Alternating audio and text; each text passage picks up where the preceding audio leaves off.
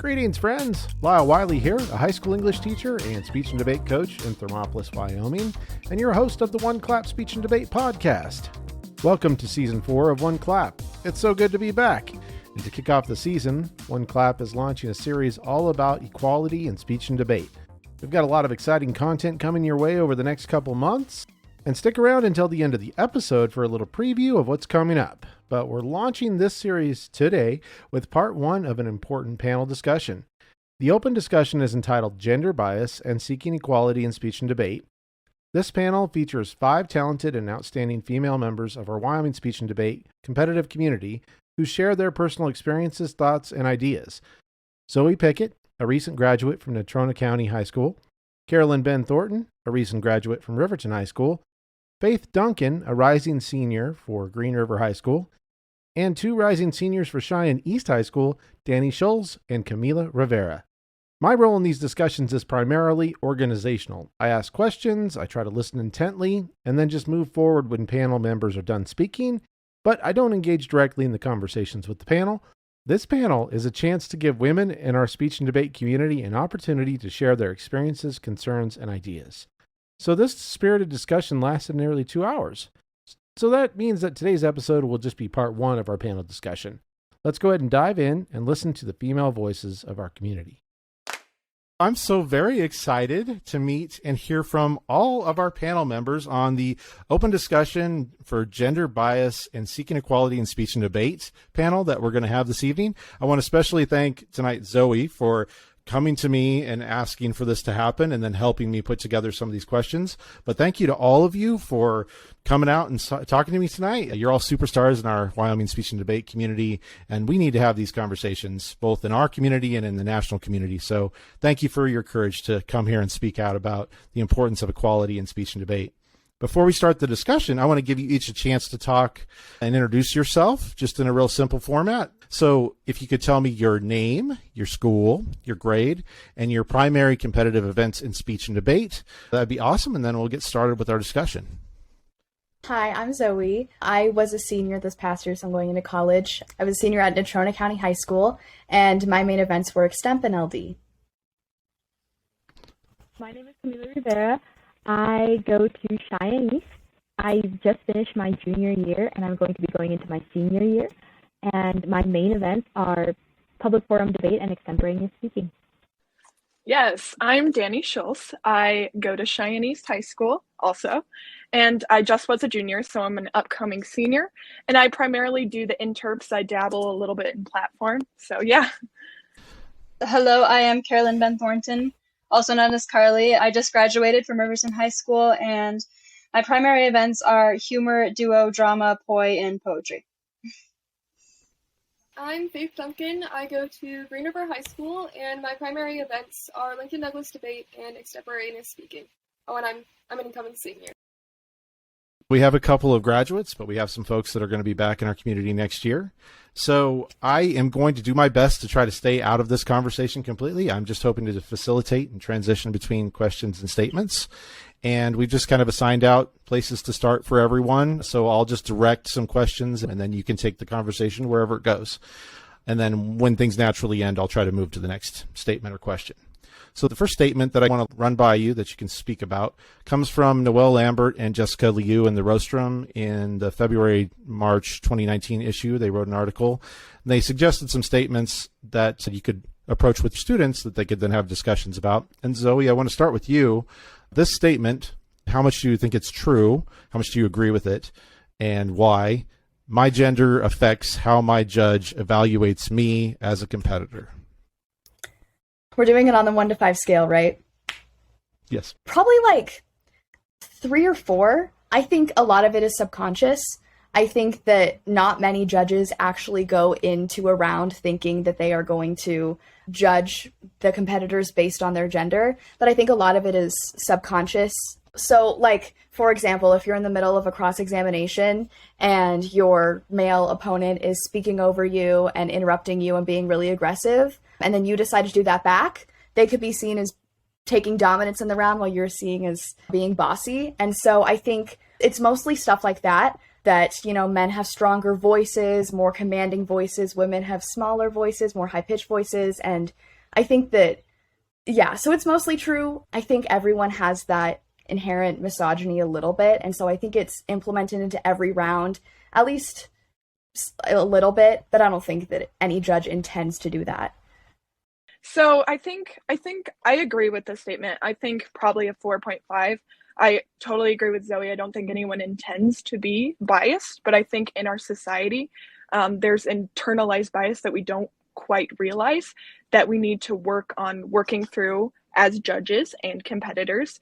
And totally, like, in society, women are taught to be quiet and not take up space and not share opinions. And a lot of judges still have that in their brains, men or women. So if women are aggressive, they're seen as rude and mean, while men are seen as taking initiative and being aggressive, you know?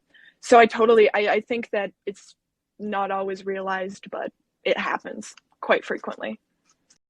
I was pretty much just going to say what Dani was saying. I think for me, I would say a 5, to be honest. I think it definitely does affect, like Zoe was saying, it's definitely not subconscious, but I think it 100% affects how people judge me, especially being a debater.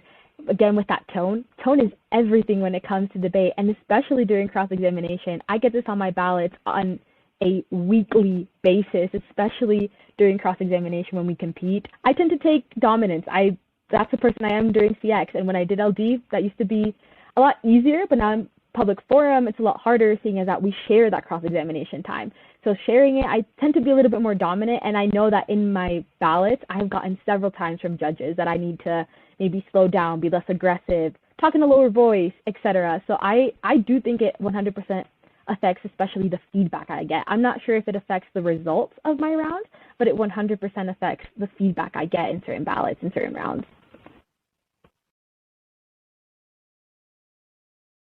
Yeah, I definitely agree with Camila. And just something to add, I also feel like judges don't quite take what we're saying as seriously as they do with the men.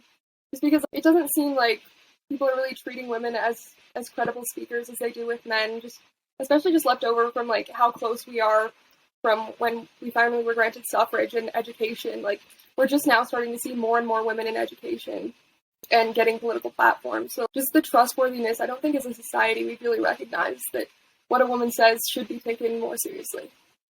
I want to direct this next statement. Same sort of criteria. Think about judging this on a scale of 1 to 5, how much you agree with this. This is directed to Camila.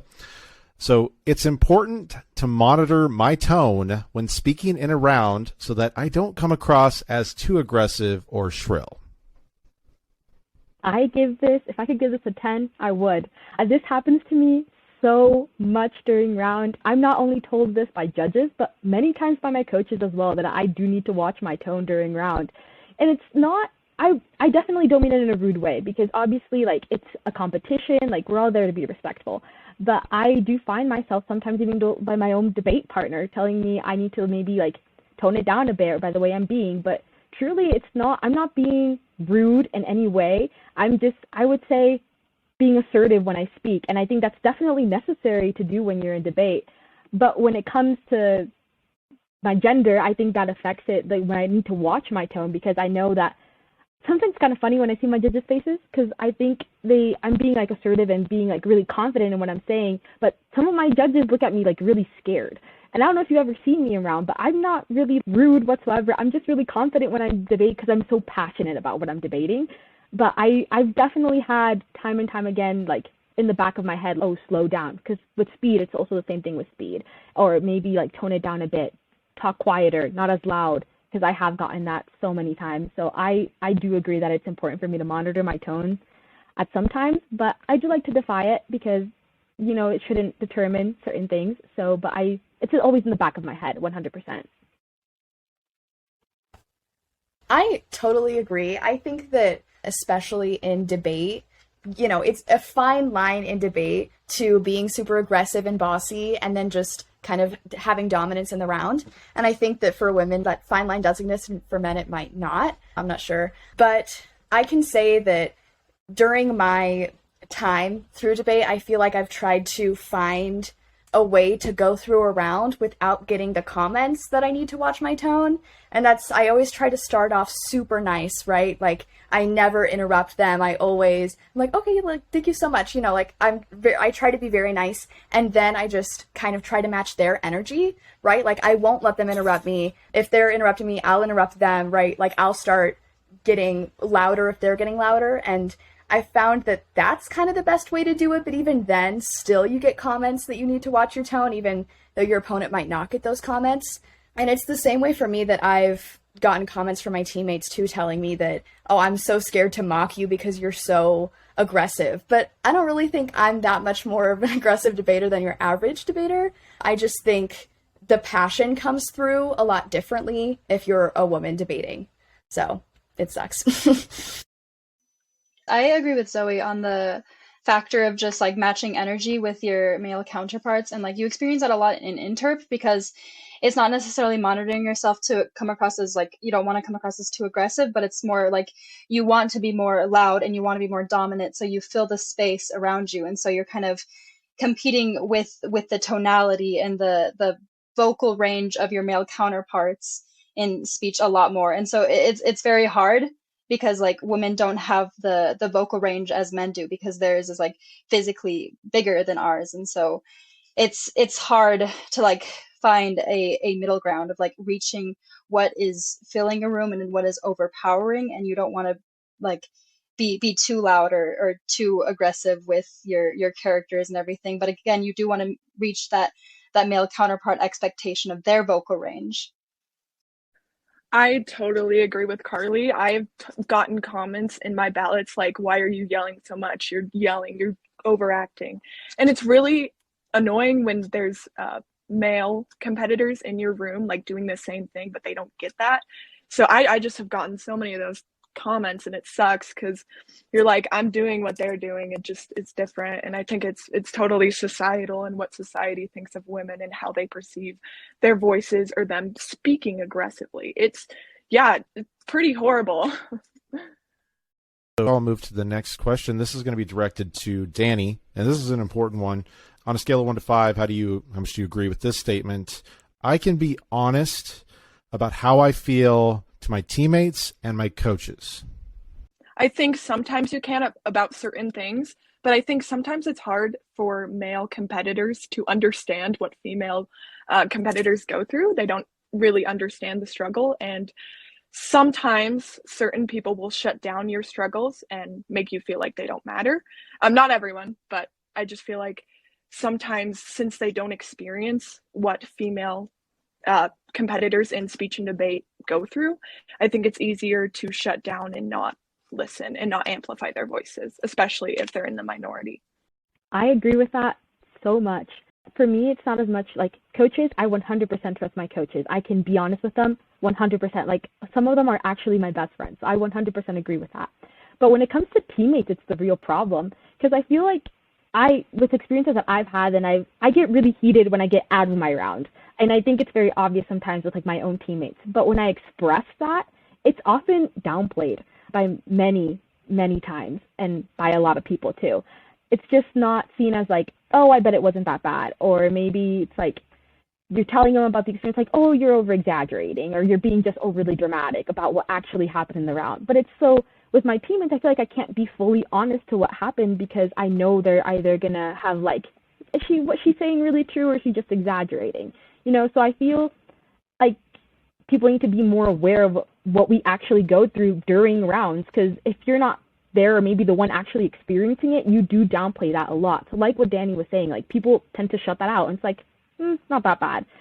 But I think it's really important for people to realize that we do experience this, and just because maybe as a male you don't experience that, it doesn't mean it's not happening. So I feel like being more accepting of our feelings when we express them, and especially when we're telling them what the problem is, don't try to downplay it. Just be like, I hear you, and just hear us. Like really, that's all we want. It's just for you to hear us, not to contradict us and tell us that it's not that bad. With my own personal experience, I found that, you know, after you get your postings, you look at postings and you say like, oh, I hit this person. Do you know anything about them? Right. With your other people in that event. I found that I've pretty much only had like not women in the events that I do. And so I'll go up to them, I'll be like, oh, do you know this person? Or like, oh no, they're super mean and round, right? And then the other people in my events are like, what are you talking about? They're so nice. And I'm like, okay.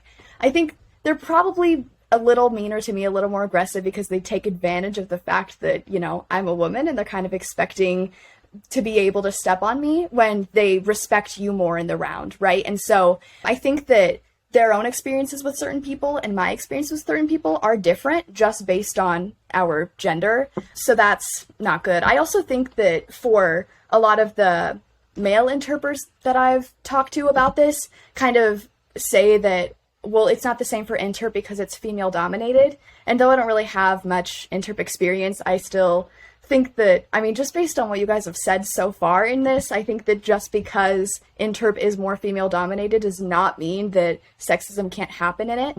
And so I think that it's not only in my own personal experiences, but also just looking from an outsider's perspective, that it seems like women aren't really trusted when they're talking about the misogyny that they've experienced.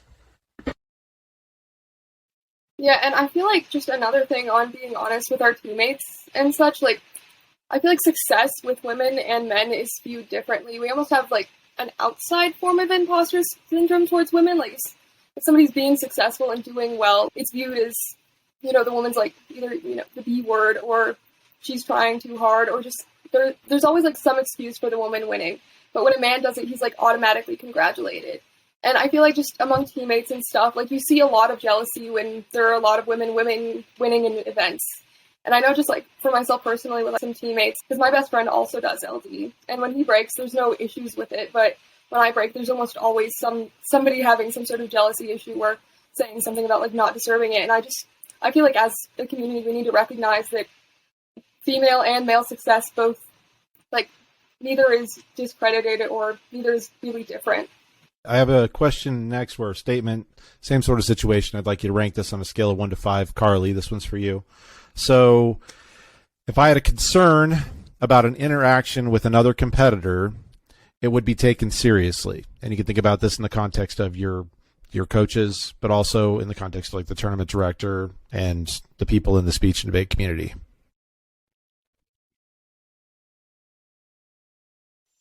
So I will probably give this like a 4.5 or 5, honestly, because I feel like in this realm, I'm very blessed to have two female coaches that are very, very supportive of everything that I have to say, and they always listen to every word that I have. But I know that in this community, there has been some backlash of women coming across as too emotional or like what Faith was saying, like a B word and whatever. And it's very disheartening, I guess, to understand that whatever concerns that we might have, it might be translated into us just being too over emotional, which I feel like isn't fair. Yeah, I agree. I think we're definitely just perceived as way too emotional when we're addressing these concerns. Because I had an issue with another female competitor in an online debate and emailed her coach about it. And my coach took it completely seriously. Like, he helped me write the email and everything. And when the coach emailed me back, it was just, the whole thing was just that I made it up, and he talked to the judge and just all this stuff about how it's not that big of a deal, when it really was a big deal, and it showed a lot about the integrity of how we are treating women's concerns in speech and debate. So the next question I have is kind of a big one. I have a quote that I want to read, and then I'm going to have Faith respond to this to start. But this is from a study by Alan George Abbott, and it reads, "These results indicate that when counting only the ballots containing criticisms, males are told to be more aggressive or are praised for their dominance on 57% of the ballots.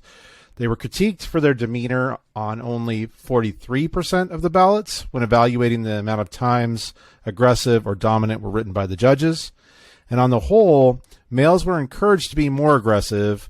Conversely, females were told to be less aggressive on 94% of the ballots and were told to be more dominant on 6% of the ballots that were analyzed." So, Faith, what are your thoughts on these study results, and have you experienced anything similar on your ballots or your experience as a female debater or a speech and debate competitor for all of you? So I absolutely agree with the results of this study. And just like talking about my experience as a female debater, the study was on, it was on PF debate data. And I used to do that with my sister. And she and I definitely have like very different debating styles. She's a lot more chill than I am and a lot less aggressive. And I'm a pretty aggressive debater. And I just remember like with more male judges or just a lot of judges in the more conservative communities, you just saw a lot more comments towards me and a lot lower rankings with me speaker-wise, and just telling me to be a lot less aggressive and, you know, stop interrupting during questioning and stop asking all of these prodding questions. And it was definitely really difficult just seeing the contrast on the comments on our ballots specifically, like how nothing's wrong with being a more chill debater, but like just seeing how we're treating women when they have different debating styles. And especially when I would like clash with male competitors, there would just be so much more of an issue on my ballots than there would be on my sister's ballots. Even if the male competitor would just be like just as aggressive towards my sister, we didn't see the same thing on our ballots. So I think there's definitely a preference in debating styles for women, and we're not giving the more aggressive female debaters a chance. I would 100% agree with what Faith said. That's currently my situation with my PF partner. My PF partner, I would say she can be aggressive for sure, but she's way less intense than I am, especially during cross-examination. Like Faith was saying, when you get interrupted, that happens all the time. I experienced this recently at nationals.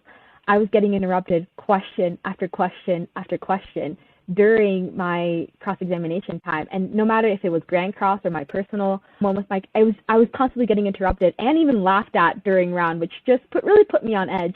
So I simply responded with the same way. I obviously wasn't disrespectful. I would never laugh at another competitor. But if they weren't answering my questions and they kept interrupting me, I interrupted them when they weren't giving non-responsive answers. And when I read those ballots, I was just shocked. When I read the personal comments, they didn't say anything of like I needed to be less aggressive. But in the general comments, nothing was said about how they kept interrupting me or like anyway how this was being like addressed. But if not, I remember reading the ballot and they just like tried to avoid the situation like completely, because it was a really intense round because they were being just so rude and disrespectful. And these were two male debaters against both females. And I know that during like the lady that when I was talking about earlier, she was the one looking at me with kind of like a scared face. And in her ballots, you could kind of like see the tone in it where it was kind of maybe try like speaking slower, maybe being politer, but like how can I truly do that when my opponents aren't like reciprocating with that politeness, that same amount of respect that I intended to give them at the beginning of the round? So I 100% agree with this ballot, and it happened to me in LD too, especially when like sometimes we tend to go over in our CX time, or maybe like intrude in the other person's, and when you're like, this is my CX time, not yours, if you let me have this question. I have gotten so much feedback when I used that just twice, and I remember it was like, why were you being so rude? Your competitor doesn't deserve this, et cetera, when it was truly just a matter of respect. So I 100% agree with everything Faith just said. I think something that I've experienced, just in my own personal experience, I think that like female aggression in debate is really different from male aggression in debate. Because like, for example, if I were like debating Faith versus someone who had the reputation for being just as aggressive as Faith, not saying that you're too aggressive, but you know, I think that I would go into the round expecting that the like aggressive woman, I would still be treated with respect in the round, and you know, my points would still get across. But I think that a lot of times when men are more aggressive, then it's really condescending, and you can just tell that they don't believe what you're saying, and they just like don't take your evidence seriously. They don't take your argument seriously. But I think that with women, a lot of times aggression can be more of a defense mechanism than anything. And so I think that the results of this are totally true, but I think honestly it should be on the contrary, because a lot of times when men are aggressive, it's condescending, but when women are aggressive, it's just about like the passion of the round. Because I can get kind of aggressive too, but I would never try to be condescending in a round or make my opponent feel worse. So it's bad being seen as aggressive in a round, or too aggressive, or having that reputation. But unfortunately, if you're a woman in debate, you're most likely going to have that reputation, especially like Faith was saying, if you like do better and if you break and you start to build up a reputation, it's probably going to be kind of a negative reputation. Yeah, and just going back to like what Zoe and Camila said, like a lot of the times when we see male aggression in debate, it does come off of as the condescending aggression, and men do laugh when you state a point, and it doesn't seem that they're taking it seriously. And just as a female competitor, it's so hard to combat that, because the second like they start laughing and being condescending, you're just immediately discredited, and it's an uphill battle because it makes you more nervous, and just it definitely doesn't help. And then when you're more nervous and don't feel like you're being heard, you get more aggressive. And I feel like it's definitely a vicious cycle when you have, an aggressive male versus an aggressive female in debate. Just to add on, this isn't even only the case in debate, but also in extemp. I could see this as well, because I know that for a fact that people take male just voices more seriously. And in extemp, there's no head-on conflict, and it's just different speeches, and so there really isn't an opportunity for there to be like direct sexism, especially because you don't even see each other's speeches. But I think that a lot of times women don't do as well in things like extemp because they aren't seen as passionate or as clear of speakers. So like, for example, in I went to nationals in extemp, in US extemp, and one of my ballots said that I need to be a stronger speaker. And in this specific case, I knew that I am pretty confident, I'm pretty loud when I give my extemp speeches. And so in this specific instance, I'm pretty sure that it was attributed to just naturally having kind of a more high-pitched voice, being a little bit quieter naturally. And I think that if I were just a man doing the exact same thing, I probably wouldn't have got that comment. So this isn't only true in debate of being aggressive, but also just being like passionate and loud and being able to command a room with your voice in basically all events. I totally agree with all of you who have already spoken. I think that going into a round as a woman, either in speech or debate in any event, you have to think about different things than men do. You have to monitor like your volume, your how aggressive you are, and I feel like that's really stressful, having to think about more things than just doing your best, and having to adjust yourself to fit like a mold of what the judges want to hear, someone who is like put together and stuff. And I just think there's such a difference on what men competitors think before the round and how they monitor themselves than women. And I think it sucks how, Zoe, you said that you have to like kind of match the energy of another person. I think that's horrible that we have to think about that in a round, and men don't. Just extemp at nationals, because like Zoe brought it up, and yeah, I definitely feel like in extemp, there's definitely an expectation for women to be like more confident and like more aggressive in it. And I think I saw Camila at extemp finals, and Zoe also mentioned she watched it, but the one woman out of 14 other finalists she was probably one of the most aggressive speakers I've ever seen. Like, she was, if their video ever surfaces, like, you should go back and watch it. Like, she's very aggressive and very passionate about what she's saying, and like the political jokes she's making, they're very cutthroat, and it shows that like there's almost a flipped expectation. Like in debate, it's less aggressive, but when we see extemporaneous speakers, it's just she had to be so aggressive in order to get on that final stage. I think the worst part about that is that out of all of those finalists, there's just a single woman. And I think the fact that all the judges throughout that entire tournament could collectively only agree that there was one aggressive woman that could possibly match that energy of their male competitors. I think that's kind of embarrassing for us to see, of like the competitors that we are and the type of people that we are and what we advocate for and truly all that we stand for in the community, and see that final stage end up that way. I just remembered, I was like thinking in the back of my head, how did we end up at this place? Because for people who advocate for equality constantly, the shirts that they had there was equity and etc.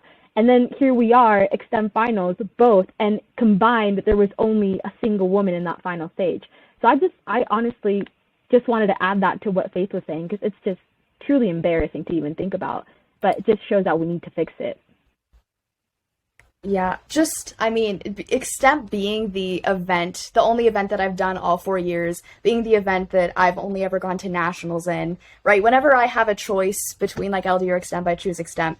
Just seeing the final stage of US Extemp, the event that I competed in, be all men, and then watching the semifinalists go on stage and those also being all men was so disheartening. I know for a fact there was at least one girl that was as good as them, and I think that Faith is exactly right with you're expected to be more of like a bombshell in Extemp. You have to make edgier jokes, you have to, be able to command the room more, and you have to actively think about that when your male counterparts don't really have to think about that. And so I loved the Extemper's speech. I think that it was a fantastic speech and she totally deserved to be up there, and I think that there was plenty of other women that also deserved to be up there. Don't get me wrong, the male competitors, they blew me away too. They were fantastic, but I know that there was another girl that probably deserved to be on that stage, but she wasn't on that stage because she wasn't seen as having a strong enough voice, like the comment that I got. So I have another quote that I want to read, and then I'm going to have Zoey start this discussion. So this is from a Victory Briefs blog entry about perspectives on women in debate. And this was a sort of a history column that was written by Cynthia Timmons, who was a debater and a coach for many years. And she wrote, "I believe that real change resides in the opening of shared dialogue and the use of social media to let women know they do not have to suffer in silence, nor are they isolated.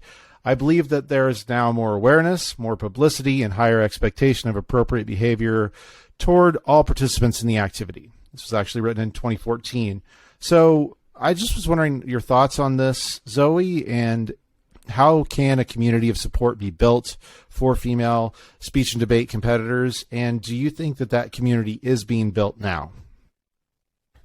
I think that one of the best ways to address this issue is to just spread awareness of it. Like, have conversations like we are. I think it's really important for coaches. We all said that we trust our coaches. We love our coaches. We could go with them with any concern that we have. But I think it's really important that coaches feel comfortable taking the next step and not only being there for us when we need them, but also being there to kind of educate the team entirely, because we pretty much all also said not only do we love our coaches, but also that our other teammates just don't understand. And so I think if everyone just went into tournaments and just went into the circuit with the knowledge that, women are often seen as less than their male competitors, I think that that's really one of the only things we can do right now. But maybe even just mentioning it in judges training. I know that at our tournament we have judges training, just mentioning like, hey, just so you know, this has been a problem. And so maybe just have that in the back of your mind as you're judging rounds. I think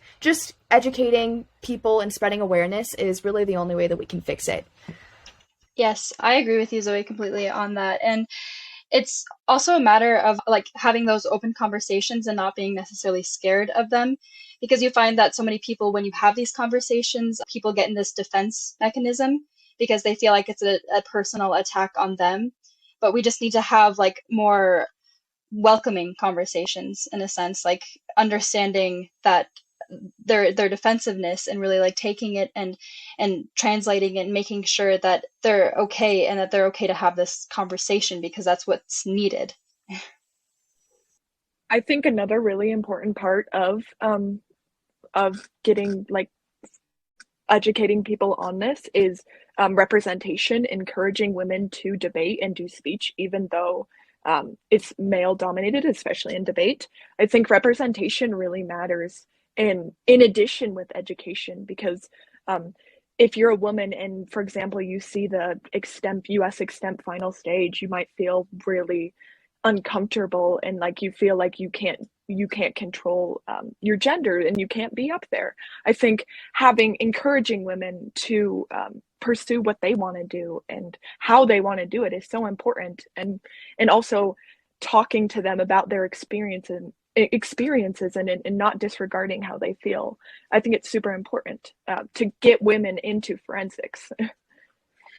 Yeah, and another thing I think we can do as women is like more advocating for ourselves too, especially like talking about their representation, because like the quote specifically mentions like appropriate behavior towards women in this activity, and I feel like there's not enough self-advocacy when we're defending ourselves against this inappropriate behavior and stuff. Like not victim blame, but like, I feel like as women we need to like recognize that, we have the power to advocate for ourselves more, and as women we should work harder to just, when people are being inappropriate towards us and stuff, just work harder to just call that behavior out and start more and more of these conversations, just like how, Zoey talked to Lyle about starting this podcast. I think just as a community, we can really work to fight for more of our equality. I 100% agree with that. And I think that goes along really well with what Dani was saying of like increasing that representation. Because I think the problem now especially is that with that lack of representation, there's a fear behind pursuing said advocacy, which again, it was incredibly brave of Zoey to bring this up to Lyle and wanting to have this open conversation about what's going on. Because especially like what we talked about earlier, it's when we advocate and when we call out this problem, there's a certain defense mechanism that ignites in people saying like, oh, I would never do that. How dare they call me out on that? Or maybe it's all up in their head. How horrible it is for them to assume that someone's going to do this. But again, many people people who aren't women in debate or women in speech or just in this community at all don't actually experience that. So I think when it comes to advocacy, that representation 100% needs to increase for us to be less fearful when we want to advocate for certain problems. Because I know that certain times when I want to call out something, I'm kind of scared, like in the back of my mind is like, maybe people aren't going to believe me, or people are going to think I'm over-exaggerating or making a situation out of something that really isn't there. So I think if we increase that representation along with that advocacy, the problem would be made more aware to people to the point where we can actually come together and to look for a solution. So I think that's 100% the first step that we need to take is the education and then advocacy and then actually taking a step forward and trying to fix it.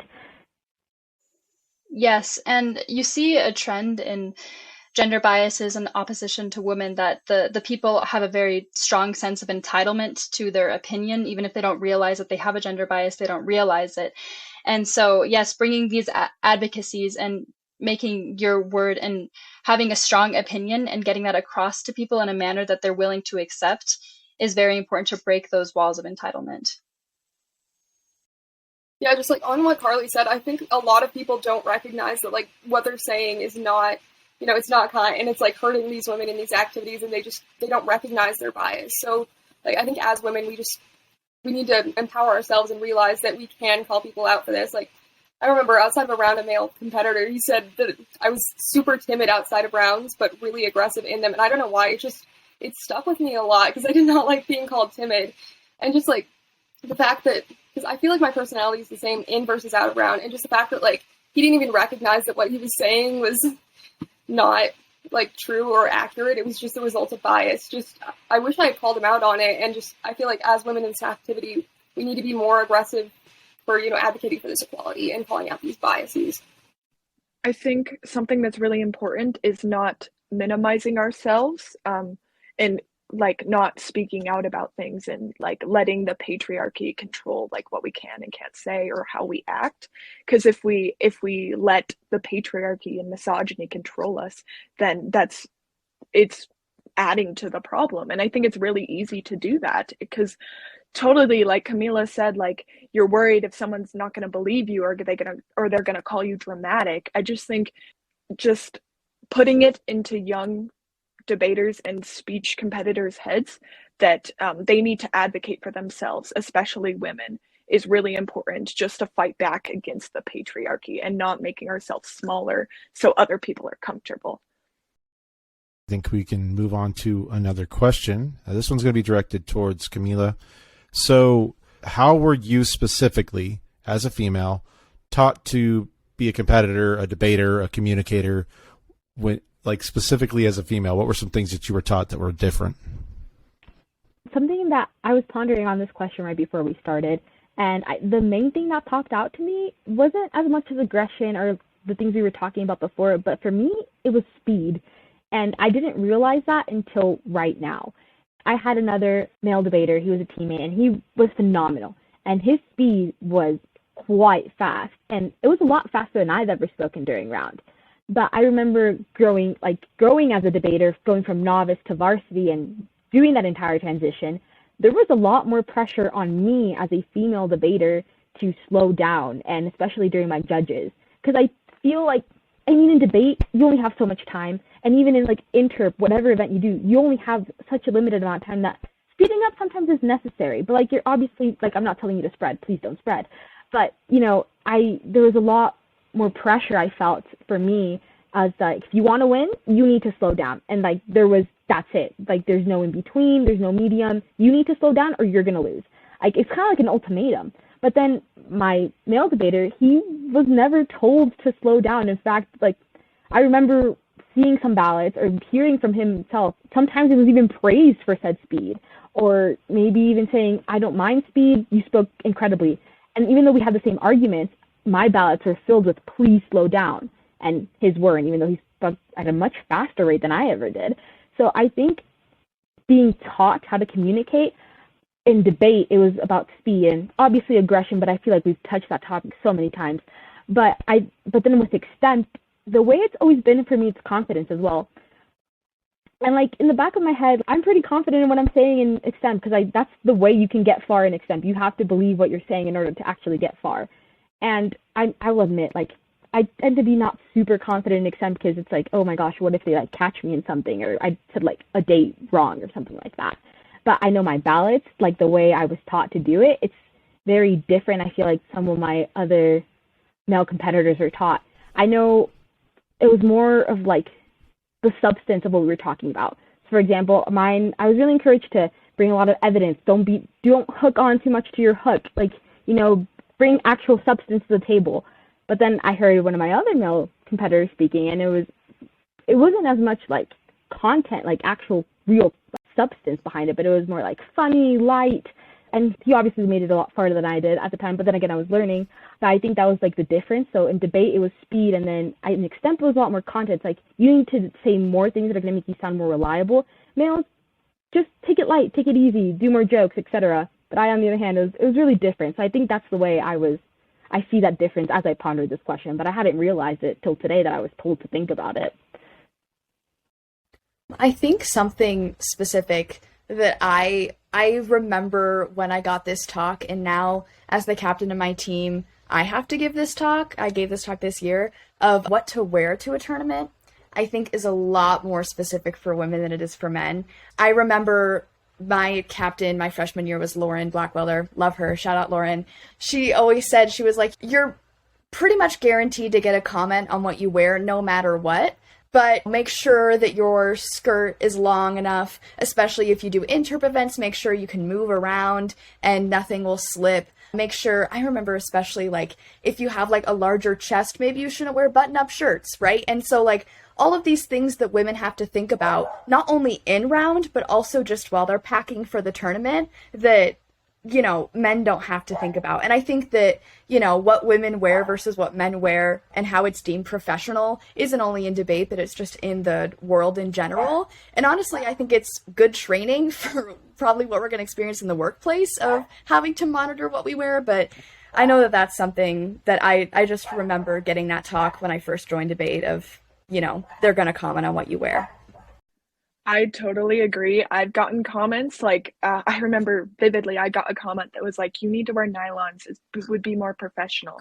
Or I've gotten comments on jewelry, like that's too much. And it just really sucks because you don't want to be, it's really uncomfortable to be commented on your appearance. It's super uncomfortable. It makes you feel so, I just hate it. It makes me feel so uncomfortable because that's not, your appearance shouldn't matter to your performance. So I think totally. And I've also heard that women have to wear lipstick when they're performing, especially in interp.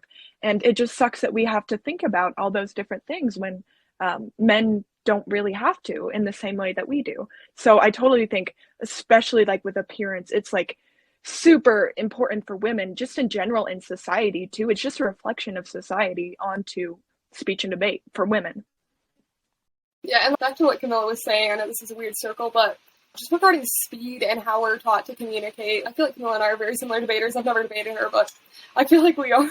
But yeah, I also get all of these comments about speed, and I feel like a lot of the reason why we're getting these comments is, first off, our voice frequencies are obviously higher pitched, and higher pitches are associated more with speed, and especially just being taken seriously. Because, when a man's talking, you get the gist of it. I feel like a lot of the times judges are just listening for the taglines and the main thesis of your attacks. But when a woman's speaking, they're not taking her as seriously, and they're listening to all of the things that she's saying and just sort of second guessing them.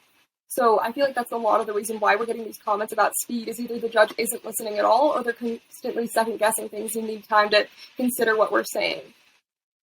So yeah, I feel like just I'm also being like coached on how to slow down and how to talk better. Yes, and adding on that like communication factor in interp, Dani, I'm sure you could agree with me that like you have to lower your voice in order to be heard, because Lyle, I read one of the articles that you sent and it said that a more masculine voice translates to strength and dominance, and so therefore women try to match that. And you see that in performances a lot, because just recently at nationals I would talk to a lot of my competitors and they would have these high-pitched voices, and then I would see them in the round and they would lower them like quite a lot, and it's just like crazy to see. And even my mom has said that before, like you kind of sound like very masculine during your introduction. And you also see that in your stance and your physicality, because like when you hold your poetry or poi binder, it's like a shield of protection, so the judges don't see any femininity in you. You know, you have to square your shoulders back and open up and show that you are strong, and so you lower your voice. And it's just an unfortunate reality that we have to face, I guess, because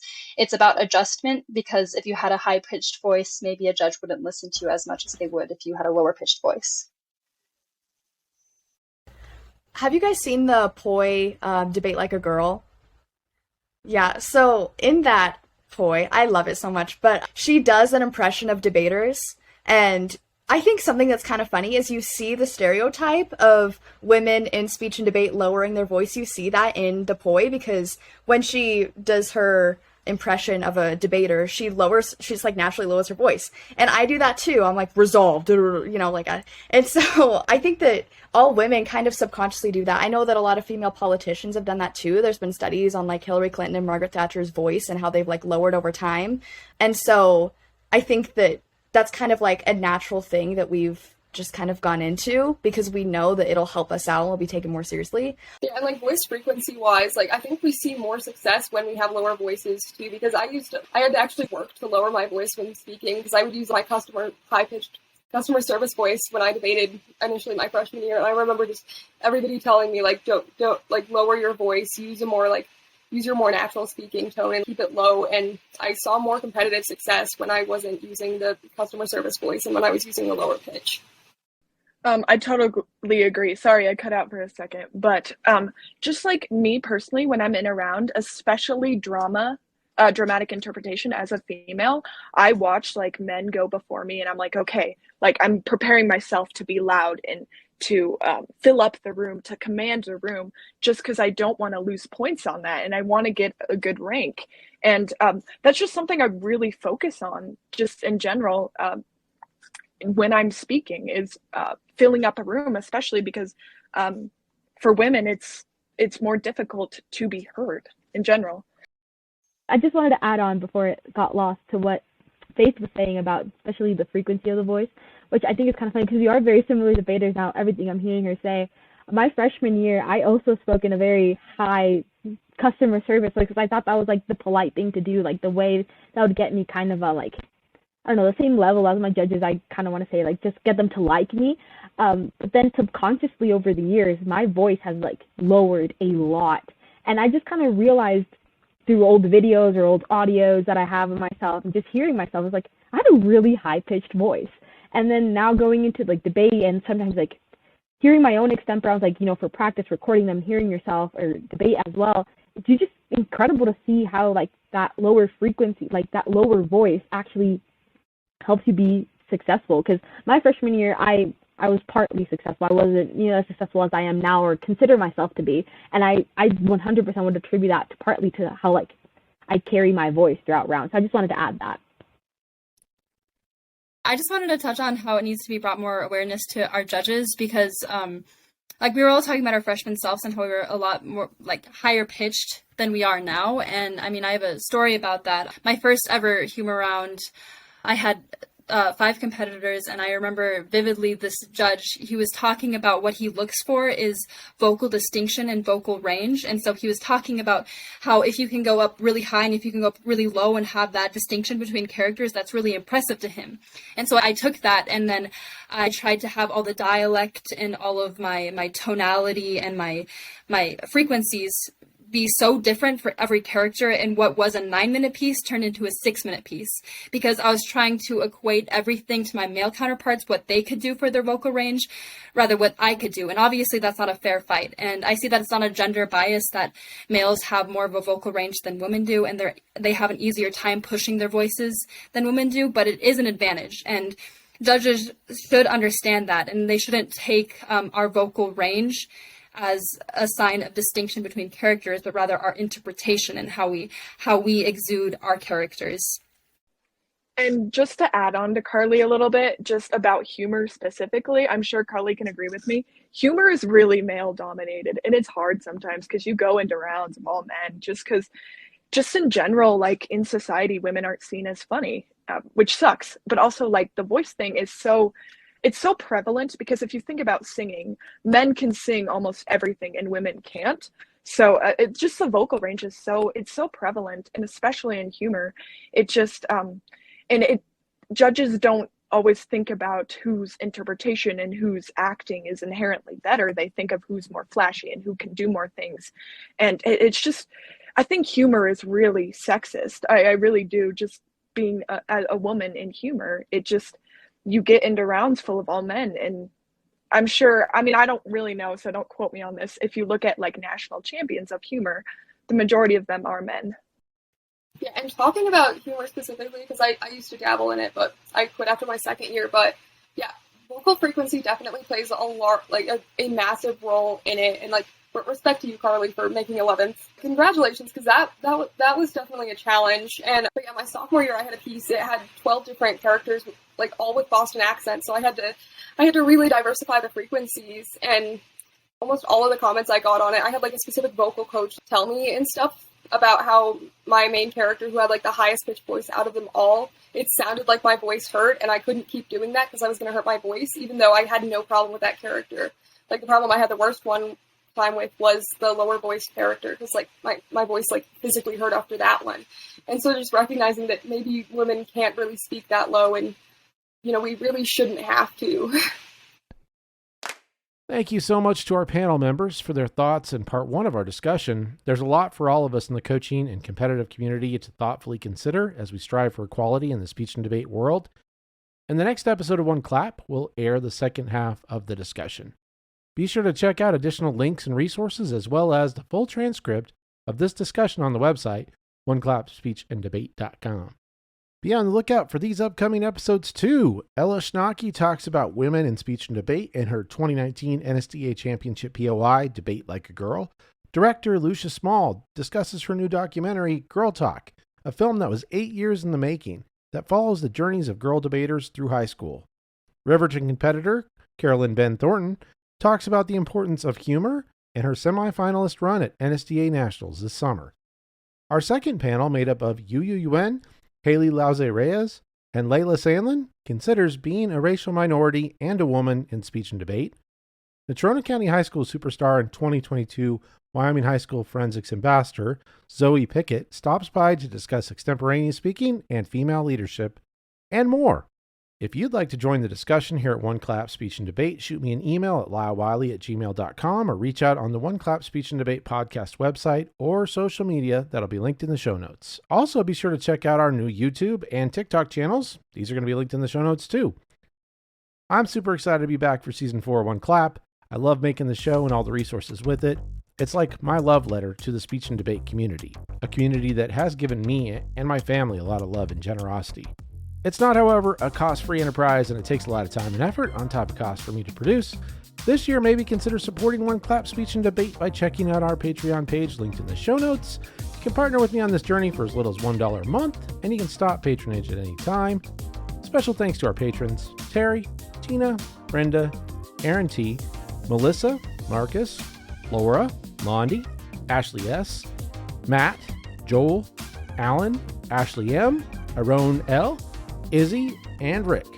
Thank you all so much for your support. And thank you for listening to One Clap Speech and Debate. Your voice matters, and we'll catch you next time.